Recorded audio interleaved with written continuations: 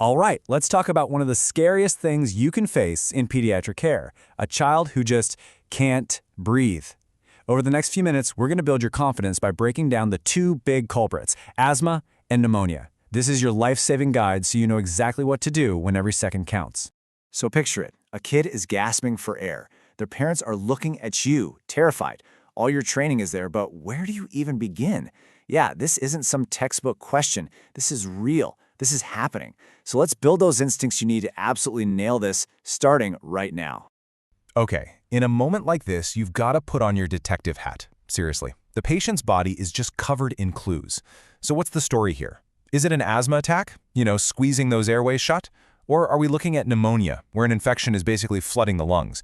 Getting this right changes everything about what you do next. So, let's look at suspect number 1, asthma. The best way to think about it is that the airways are, well, they're just super sensitive. They're on high alert 24/7. And the tiniest thing, a bit of dust, a cold, even a gust of cold air, can make them freak out and go into total lockdown. They clamp down tight and fill up with mucus. But here's the key, the good news. The keyword is reversible. Our whole job is to break that lockdown. Okay, so what are the clues? What are you going to see and hear? First, listen. You're listening for that classic high-pitched wheeze, especially when they breathe out. But don't just listen, you have to watch. Look at their neck, their chest. See how they're using every single muscle they have just to pull in a breath? That's the use of accessory muscles. And wow, is that a giant red flag? It tells you they are working way too hard just to breathe. And then you look at the pulse oximeter. When you see that number start to drop, dipping into the low 90s or even worse, down into the 80s, that is not just a number on a screen. That is the body screaming for help. It's literally saying, I am running out of oxygen. This is your signal to move, and you have to move fast. All right, let's switch gears and look at our other possibility, pneumonia. Now, with pneumonia, the problem isn't so much the airways spasming shut. Nope, the problem is deep inside the lung tissue itself. It's under attack from an infection. Think of all those tiny little air sacs in the lungs, like little sponges. With pneumonia, those sponges are getting soaked with fluid. And when they're wet, oxygen just can't get through. It's as simple as that. So the clues for pneumonia, they're totally different. For starters, you'll probably see a fever. That's a dead giveaway the body is fighting an infection. And when you put your stethoscope on their chest, you're not going to hear that high-pitched wheeze. Instead, you'll hear crackles. It sounds kind of like Rice Krispies, that pop, pop, pop of air trying to move through fluid. And the kid themselves, they don't just seem anxious, they look sick, just wiped out. Okay, this table right here, this is basically your cheat sheet. The number one difference to lock into your brain is the sound. Is it a wheeze, that high-pitched whistle of tight airways, or is it crackles, that wet, bubbly sound of fluid in the lungs? If you can nail that one difference, and you can, with your own ears, you've pretty much unlocked the right treatment plan. All right, your detective work is done. All the clues are pointing to asthma. The clock is ticking. So let's get into the action plan. What do you do right now? For asthma, your mission is crystal clear. It all comes down to two things. 1, get those airways open, and 2, get oxygen levels up. That's it. Every single thing we're about to talk about serves one of those two goals.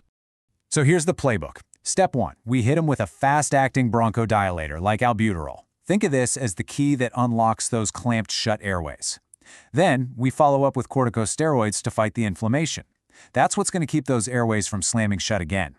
If their SATs are low, you obviously get them on oxygen right away. And don't forget fluids. Hydration helps thin out all that sticky mucus. And through all this, you are watching, listening, and reassessing, constantly. But what if the clues didn't point to asthma? What if you're sure it's pneumonia? Well, that's a whole different ballgame. Let's walk through that protocol. Now with pneumonia, our goal shifts. We're not just trying to open things up, we're fighting an actual invader. So our goals are, number 1, kill the infection, and number 2, help the lungs clear out all the gunk left over from the battle. So here's how we win this fight. If it's a bacterial infection, we call in the cavalry, antibiotics. We use humidified oxygen because it's soothing and helps loosen all that stuff in their chest. Then we become their coach. We encourage them to take deep breaths and to cough. It's like physical therapy for their lungs. And just like with asthma, hydration is super important. We also need to change their position often so that fluid doesn't just sit in one spot. Okay, you did it. The crisis is over. The child is breathing easier. But your job is definitely not done, not by a long shot. Now we shift gears from emergency rescue to recovery, and even more importantly, to prevention. How do we make sure this doesn't happen again? I want you to imagine running a marathon that you didn't even know you were in. That's pretty much how this kid feels right now.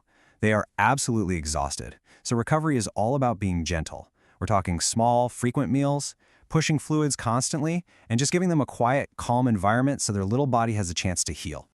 You know, our biggest impact often isn't what we do right here in the hospital. It's the education we give the family to take home. This is our chance to turn a really scary experience into a powerful lesson for their future health. So, this becomes your teaching checklist for the parents. Are their immunizations up to date? Do they know how to spot and avoid asthma triggers at home, like dust or smoke? You've got to show them exactly how to use an inhaler and make sure they can do it even when they're stressed. But maybe the most important thing is teaching them to recognize those early warning signs so they can act before it becomes a full-blown emergency. This is what keeps kids out of the hospital. Phew! Okay, we have covered a ton of ground here, right? From playing detective to life-saving interventions. But if there's only one thing you take away from all of this, I want it to be this next point.